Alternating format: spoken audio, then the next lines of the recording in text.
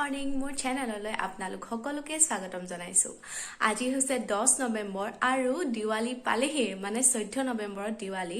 মনটো বিৰাটেই ভাল লাগি আছে আৰু বহুত এক্সাইটেড হৈ আছোঁ। কি কৰিম কি নকৰিম, আপোনালোকে কি প্ৰিপাৰেশ্যন কৰিছে বাৰু মোক কমেণ্ট কৰি জনাবচোন। মই বাৰু একো হোৱাই নাই, কিন্তু ঘৰটোহে আমাৰ ৰং মৰা হ'ল, সম্পূৰ্ণ হৈ গ'ল। আপোনালোকে বহুতে কমেণ্ট কৰি জনাই আছিলে যে ঘৰটো দেখুৱাবৰ কাৰণে। মই আজি অলপকৈ দেখুৱাম আপোনালোকক ঘৰটো কিনো ৰং কৰিলে। আজি ৰাতিপুৱাৰ পৰা ব্লগটো ষ্টাৰ্ট কৰিছোঁ, তেন্তে ব'লকচোন আজিৰ ভিডিঅ'টো আমি আৰম্ভ কৰোঁ। ৰং মৰা কাম সম্পূৰ্ণ হোৱা নাই, কিন্তু যিমানখিনি হৈছে মই আপোনালোকক দেখুৱাবলৈ চেষ্টা কৰিছোঁ। আৰু ৰং মৰা মানুহকেইজনে যিমানখিনি পাৰিলে কৰিলে দিৱালীলৈকে, আৰু পিছত বাকীখিনি কাম কৰিব। এতিয়া বহুতেই লেতেৰা হৈ আছিলে, ওপৰত মানে শেলুৱে ধৰি আছিলে, সেইখিনি চাফা কৰিলে। ওপৰত এটা জাপি আছে, সেইটোতো বৰ ধুনীয়াকৈ ৰং কৰিছে। ৰং কৰিবলৈ বহুত কষ্ট হৈছিলে, তেওঁলোকৰ ওপৰত উঠি যাব লাগে, তলত নামিব লাগে, মানে তেনেকুৱা কৰি থকা হয়। তথাপিতো বৰ ধুনীয়াকৈ ৰং কৰিলে, ভাল লাগিছে। ঘৰটো চাফা লাগিছে। এতিয়া আপোনালোকে চাফা দেখিছে নাই বাৰু, আৰু ধুনীয়া দেখিছে নাই, প্লিজ কমেণ্ট কৰি জনাব। আৰু এইখিনি দেখুৱাইছোঁ মই সেইদিনাখন আনিছিলোঁ যে একদম অকণমানি পোৱালি ফুলৰ পুলিখিনি, সেইখিনি মই ইয়াতে লগাইছোঁ। বেছিকৈ নাপালোঁ, কিন্তু যোনকেইটা পাইছোঁ সেইকেইটা লগাইছোঁ। আৰু এইকেইটা দেখিছেনে, নাৰ্জী পুলিকেইটা, এইকেইটা হৈছে চিলভিয়া পুলি। একদমেই অকণমানি, মানে মই ভাবিছিলোঁ যে মৰি থাকিব নেকি, যে জীব নাই নে মৰিব, মানে মই ভাবিয়ে পোৱা নাছিলোঁ। এইখিনি হৈছে ডালিয়া, আৰু সম্পূৰ্ণ মাটিখিনি হোৱাগৈ নাই। যোনখিনি মই যিমানখিনিলৈকে হ'ল মানে সিমানখিনিলৈকে কৰিলোঁ, আৰু বাকীখিনি ফুল আনিবলৈ আছে, বহুত আনিবলৈ আছে। এইখিনি হৈছে কবি পুলি, বন্ধাকবি পুলি। আৰু এইখিনি দেখিছেনে, আধাখিনি হৈছে মানে, আৰু পুৰাকৈ আছেই, বহুত ফুল পুলি আনিব লাগিব। আৰু এসপ্তাহৰ পিছত সম্পূৰ্ণ হ'ব, তেতিয়া আনিমগৈ ফুল পুলি। ভাইটি, টুপি পিন্ধি কলৈ যোৱা? ভাইটি, টুপি পিন্ধি কলৈ যোৱা হয়? টুপি পিন্ধি কলৈ যোৱা হয়? এতিয়াতো ছাতিৰ মাজত সোমাই আহিলা। তোমাৰতো বিৰাটেই ভাল লাগে ছাতি, হয় নহয়? এইফালে চাওক, ৰাতিপুৱা লেতেৰা হৈ আছে, আৰু ফুৰিবলৈ ক'ত যায়? ফুৰিবলৈ এপাক ফুৰি আহিলে এনেকৈ লেতেৰাকৈ, এনেকৈ টুপি পিন্ধি, কি স্পৰ্টিং পিন্ধি এপাক ফুৰি আহিলেগৈ ন?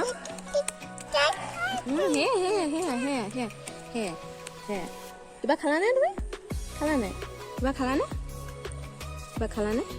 আৰু এজোপা ফুল দেখুৱাম আপোনালোকক, ইমানেই ধুনীয়াকৈ ফুলিছে। মনৰ লগত দেখুৱাম ন বেটা। এইজোপা ফুল আগতে আমি খাইছিলোঁ, এইজোপা ফুল।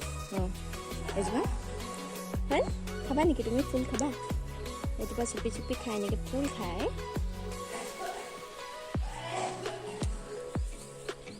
ব'লা কিবা এটা খাই লওঁগৈ, তাৰপিছত আপোনালোকক আকৌ লগ পাই আছোঁ। ৰাতিপুৱা চাহকাপ খালোঁ, আৰু এতিয়া আহিছোঁ পাকঘৰলৈ। মানে আজি অলপ সোনকালে ভাত বনাম, কাৰণ মোৰ মিষ্টাৰ যাব স্কুললৈ। স্কুলত আজি কেইটামান বোলে কাম আছে, তাৰ কাৰণে সেইকাৰণে সোনকালে ভাত বনাই দিছোঁ। আৰু আজি মঙলবাৰ, আমাৰ নিৰামিষ। মই বনাম এতিয়া আমাৰ কাৰণে আলু চপ, আৰু মাহঁতৰ কাৰণে মাছ আৰু কিবা চব্জি এটা বনাই দিম। মই ভাবিছোঁ আলু চপ বনাওঁ, আৰু সাধাৰণকৈ কেনেকৈনো মই ঘৰতে আলু চপ বনাই খাওঁ ভাতৰ লগত, টেষ্টি লাগে খাবলৈ। আপোনালোকক ব'লকচোন দেখুৱাওঁ। একদম চিম্পল, মই ৰেচিপি কোনো মানে শ্বেয়াৰ কৰিম বুলি ভবা নাই, তাৰ কাৰণে একো যোগাৰ কৰি থোৱা নাই। ভাবিলোঁ আলু চপনো মই ভাতৰ লগত কেনেকৈ বনাই খাওঁ আপোনালোকক দেখুৱাওঁ। তেন্তে ব'লকচোন চাব মইনো কেনেকৈ আজি আলু চপ বনাই খাওঁ। এখন লৈছোঁ মই কেৰাহী, আৰু ইয়াতে দিছোঁ পিঁয়াজ আৰু আদা কাটি লোৱা, আৰু ধুনীয়াকৈ এইখিনি ফ্ৰাই কৰি ল'ম, যাতে ভালকৈ মানে ফ্ৰাই হৈ যায়, খাবলৈ ভাল লাগে। আপোনালোকে পৰিমাণ অনুসৰি বস্তুবোৰ দিব। মোৰ জ্বলা আৰু মছলা ইমান খোৱা নহয়, সেইটো কাৰণে বেছিকৈ নিদিওঁ। আপোনালোকে যদি খাই ভাল পায় তেন্তে বেছিকৈ দিব পাৰে। আৰু মই ইয়াতে যোনখিনি আলু লৈছিলোঁ, বইল কৰি লোৱা, আলু চপ বনাবলৈ যিহেতু আলু প্ৰয়োজন হ'বই, মই বইল কৰি ৰাখিছিলোঁ, আৰু ইয়াতে পিটিকি মেলি এনেকৈ ফ্ৰাই কৰি লৈছোঁ। আপোনালোকে ফ্ৰাই কৰি ল'ব পাৰে, নহ'লে ফ্ৰাই নকৰিলেও হয়। আৰু আলু পিটিকাখিনিতে এনেকৈ পিঁয়াজখিনি যেতিয়া ভাজি লৈছে সেইখিনি দি দিলেও হয়, কিন্তু মই ফ্ৰাই কৰি লৈছোঁ। ফ্ৰাই কৰি ল'লে বস্তুটো খাবলৈ বেছি ভাল হয়, সেইটো কাৰণে মই ফ্ৰাই কৰি ল'লোঁ। আৰু ইয়াতে দিম মই নিমখ অলপ, আৰু দিছোঁ হালধি, জিৰা, ধনিয়া, অলপমান মিট মছলা, আৰু অলপমান চাট মছলা দিছোঁ, খাবলৈ যাতে ভাল হয়। বেছিকৈ মছলা দিয়া নাই, যোনখিনি ঘৰতে বনোৱা থাকে। আৰু চাট মছলাটোহে মই অলপ দি দিছোঁ, আৰু এনেকৈ ফ্ৰাই কৰি লৈছোঁ যাতে খাবলৈ টেষ্টি হয়, বেছিকৈ ফ্ৰাই কৰিব নালাগে। এইখিনি বেছি দেৰি ফ্ৰাই নকৰিলেও হয়, হৈ গ'ল। আকৌ ভাজিবলৈ লাগিব, সেইটো কাৰণে এয়া হৈ গ'ল আমাৰ আলু ৰেডি। আৰু যোনখন কেৰাহীত মই আলু ভাজিছিলোঁ সেইখন কেৰাহীতে মই এতিয়া ফ্ৰাই কৰিম। ইয়াতে তেল লৈছোঁ, যিমানখিনি পৰিমাণ অনুসৰি তেল লৈছোঁ। আপোনালোকে সৰহকৈ ভাজিলে সৰহকৈ তেল ল'ব, আৰু কমকৈ যদি আলু চপ বনায় কমকৈ তেল ল'ব। আৰু ইয়াতে যোনখিনি আলু সেইখিনি মই 2-3টামান আগতে বনালোঁ, এইকেইটা পিছত বনাইছোঁ। আগতে খোৱাকেইটা ভিডিঅ' কৰিবলৈ নহ'ল। আগতে যোনকেইটা বনাইছিলোঁ সেইকেইটা বেছি দেখিবলৈ ধুনীয়া হৈছিলে, কিন্তু এইকেইটা ইমান ভাল নাই হোৱা বাৰু, গম পাইছোঁ। এয়া মই যোনখিনি ঘোল বনাইছিলোঁ বেচনৰ ঘোলখিনি বনাব, আৰু ইয়াতে দি দিছোঁ। দেখিছেনে তেলটো কেনেকুৱা হৈ গ'ল, মানে মই ফ্ৰাই কৰি দিলোঁ যে, সেইটো কাৰণে তেলখিনি এনেকুৱাই হৈ যায় কালাৰটো। আপোনালোকে আকৌ নাভাবিব কিবা মই বেলেগ তেল আকৌ দিছোঁ নেকি বুলি। এয়া হৈ গ'ল আমাৰ। অলপ দেৰি ভালকৈ ফ্ৰাই কৰিব লাগিব এইখিনি। চাওক অলপ বেয়া হৈছে ন দেখিবলৈ, গম পাইছোঁ, কিন্তু দেখিবলৈনো কি কথা, টেষ্টটোহে লাগে। টেষ্টটো ভাল হ'লেই হয়। টেষ্ট কৰি জনাম আপোনালোকক কেনেকুৱা লাগিলে। এয়া চাওক আলুখিনি ফ্ৰাই হৈ গ'ল, আৰু এতিয়া এয়া আমাৰ আলু ৰেডি। আৰু দেখিবলৈ ভাল নাই হোৱা মই গম পাইছোঁ, কিন্তু খাবলৈ বিৰাটেই টেষ্টি হয়। আপোনালোকৰ যদি ঘৰত যদি এনেকৈ চিম্পল খানা হয়, কেতিয়াবা আলু চপ বনাই ভাতৰ লগত খাব পাৰে, খাই মেলি ভাল লাগে। মই খাই উঠি ক'ম বাৰু কেনেকুৱা লাগিছে। তেন্তে মই এতিয়া ভাত খাই লওঁগৈ। ভাত খাই আহিলোঁ, আৰু আজি ৰ'দতে ভাত খালোঁ, বিৰাটেই ভাল লাগিলে খাই। একদম চিম্পল কিন্তু বিৰাটেই ভাল লাগিলে। এতিয়া 2টামান কৰিবলগীয়া কাম আছে, কৰি লওঁ। মানে ৰুমটো চাফা হ'ল, এইবোৰ কাপোৰ জাপি থৈছোঁ, আৰু সেইবোৰ চাফা হ'ল বাৰু। সেইফালে বুমনৰ এইটো পেম্পাৰ্ছ আৰু এইটো তাল মিস্ত্ৰী হয়, সেইটো তললৈ লৈ যাব লাগিব। এতিয়া বুমনহে তলত আছে, বলকচোন যাওঁ আকৌ তললৈ। মই মানে এবাৰ ৰুমটো চাবলৈ আহিছিলোঁ, ভাবিলোঁ আপোনালোকৰ লগতো অলপ কথা পাতি যাওঁ। আজি মই এটা আপোনালোকৰ ওচৰত দিৱালী DIY লৈ আহিম অলপ দেৰি পিছত, কাৰণ এতিয়া মই তললৈ যাওঁ আৰু কিবাকিবি অলপ কাম কৰিবলগীয়া আছে, কৰি লওঁ। আপোনালোকে ভিডিঅ'টো প্লিজ শেষলৈকে চাই থাকিব। বহুতেই ধুনীয়া DIY, আৰু আপোনালোকৰ 1 টকা খৰচ নোহোৱাকৈ বনাব পৰা এটা DIY, বিৰাটেই ধুনীয়া লাগিব দেখিবৰ কাৰণে। তেন্তে এতিয়া বলকচোন আমি তললৈ যাওঁ। মোবাইলটো পাহি যোৱা আকৌ পেৰাচত থাকাকে, ভিনড'ছত থাকাকে যোৱা আকৌ। আনন্দৰ হাজবেণ্ড মানে মোৰ জোঁৱাই হৈছে দেই, জোঁৱাই। তেখেতে কাটিছে ৰবাব টেঙা, আমি খাম সকলোৱে মিলি। আৰু ৰবাব টেঙা খাই কোনে কোনে ভাল পায় বাৰু কমেণ্ট কৰি জনাবচোন। আমাৰ এইফালে টিকলু দেখিছেনে, ফুটবল লৈ মেলি বহি আছে, সিও ৰবাব টেঙা খাবলৈ ৰখি আছে মানে। আৰু ওচৰৰ টিকলা টিকলিকেইটাই পাই গ'লহি। আৰু ৰবাব টেঙাটো পিছে অকলশৰীয়াকৈ খাই ভাল নালাগে, সেইটো কাৰণে ওচৰৰ বৌহঁতকো মাতিছোঁ খাবৰ কাৰণে। আৰু এয়া বুমন আছে পেহীয়েকৰ লগত, মানে ভণ্টিৰ লগত আছে। আৰু ৰবাব টেঙাটো মোৰ জোঁৱাই গুচাই দিলে। দেখিছেনে, ইমান সৰুতে জোঁৱাই গুচাই দিলে। আৰু মই এইফালে ৰবাব টেঙাটো কাটি আছোঁ। এনেকৈ কাটি বিৰাট ভাল লাগে খাই। আপোনালোকে কেনেকৈ কাটে ক'বচোন। মই এনেকৈ ফুটফুটকৈ কাটি খাই পিনি বেয়া পাওঁ। এনেকৈ ওপৰৰ বাকলিটো গুচাই লওঁ, তাৰপিছতে এনেকৈ ধুনীয়াকৈ কাটি লওঁ। এনেকৈ কাটিলে জোলখিনিও মানে খাবলৈ ভাল লাগে, তিতাও নহয়, আৰু বহুত ধুনীয়াকৈ এৰি যায় বস্তুটো, খাবলৈ বিৰাটেই ভাল লাগে।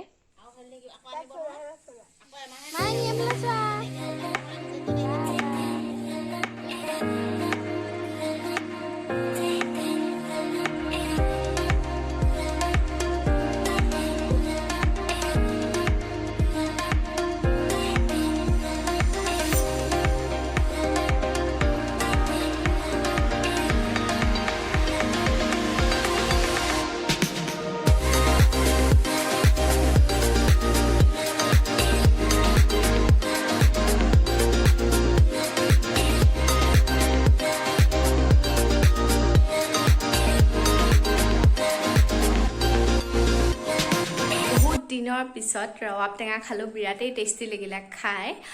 বেছিকৈ নাই খোৱা, অলপমান খালোঁ। আৰু সকলোৱে মিলিজুলি খালে বিৰাটেই ভাল লাগে খাবলৈ। এইটো বস্তু অকলশৰে খোৱা বস্তু নহয়, লগত মিলিজুলি খালেহে ভাল লাগে। খালোঁ অলপ চবেই, মানে গোটেইখিনি মিলি। আৰু এতিয়া বাজিলে 2টা, সময়টো চাই লৈছোঁ, এতিয়া বাজিলে 2টা। আৰু মই এটা DIY আপোনালোকৰ ওচৰলৈ লৈ আহিম। 1 টকা খৰচ নোহোৱাকৈ আপোনালোকে বনাব পৰা এটা DIY। তেন্তে বলকচোন চাব, এই DIYটোনো আপোনালোকে দিৱালীত কেনেকৈ আপোনালোকে সজাব পাৰে, আপোনালোকৰ ঘৰটো কেনেকৈ ডেক'ৰেশ্যন কৰিব পাৰে। তেন্তে বলকচোন চাব।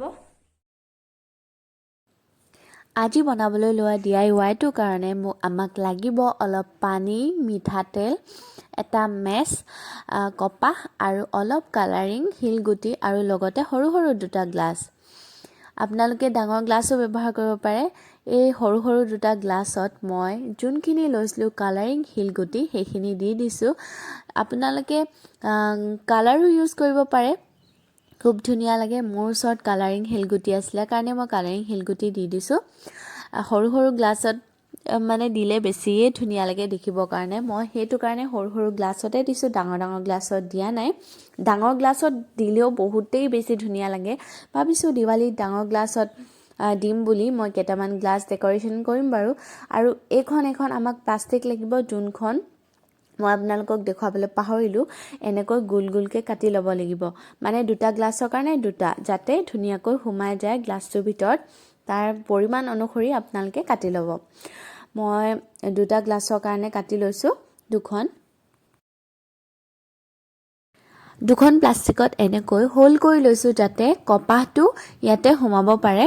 আৰু এতিয়া আমি কপাহটো ৰেডি কৰি ইয়াতে প্লাষ্টিকখনৰ ভিতৰতে সোমোৱাই দিছোঁ। এনেকৈ দুখন প্লাষ্টিক ল'লে আপোনালোকে দুখন সোমাই দিব, আৰু তিনিখন ল'লে আপোনালোকৰ যিমানেই মন যায় সিমানেই বনাব পাৰিব। একদম সহজ, ইমানো বেছি টান নহয়।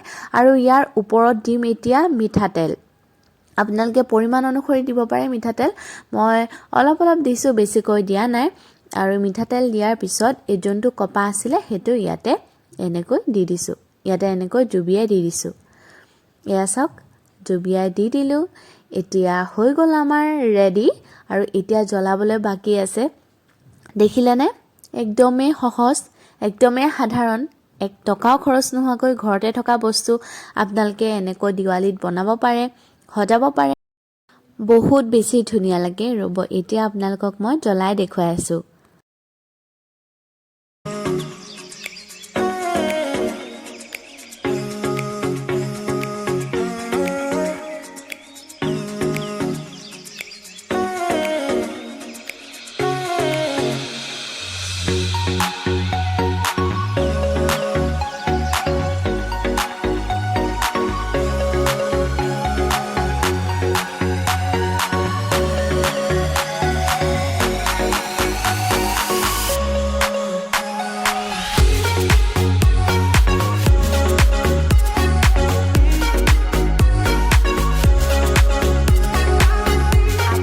DIYটো চালে আৰু কেনে পালে প্লিজ কমেণ্ট কৰি জনাব।